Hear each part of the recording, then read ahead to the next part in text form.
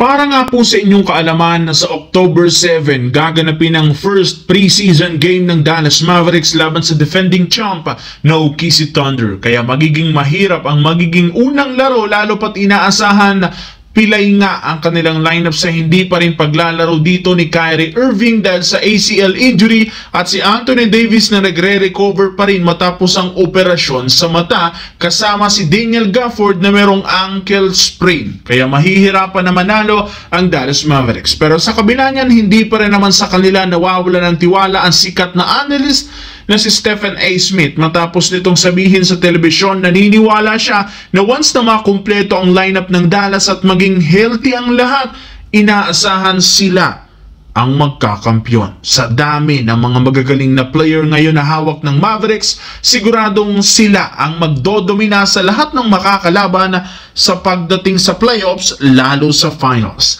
Samantala, bukas na gaganapin ang first game ng Los Angeles Lakers laban sa Phoenix Suns sa preseason. At bago pa magumpisa, opisyal na nga pong inanunsya ng Coach JJ Redick na hindi dito maglalaro sina Marcus Smart, Ado Tiero, LeBron James at maging si Maxi Kleber na lahat may iniindang injury. Posibleng madagdagan pa ang mga player ng Lakers na hindi makakapaglaro pero kahit undermanned ang team, inaasahan na makakapalig pa rin sila since may ilan sa mga malalaro ang inaasahang magi-step up katulad ni Jake LaRavia na pinabilib si LeBron James sa nagawang training camp.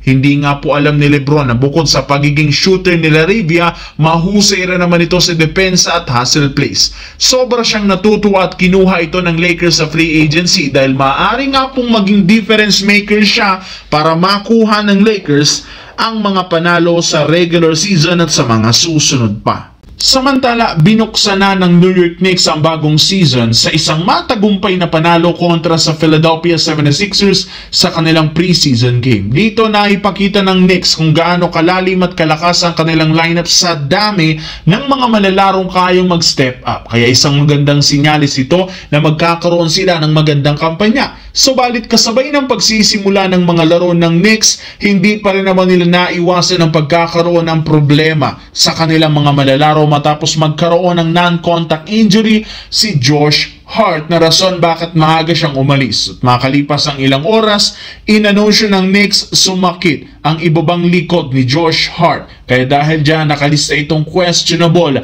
sa magiging rematch nila. Papakiramdaman muna nga nito ang kanyang likod at saka siya magdedesisyon kung maglalaro. Alam naman ninyo, non-bearing pa lang ang unang dalawang laro ng Knicks at sa October 22 pa nga ang opening ng NBA.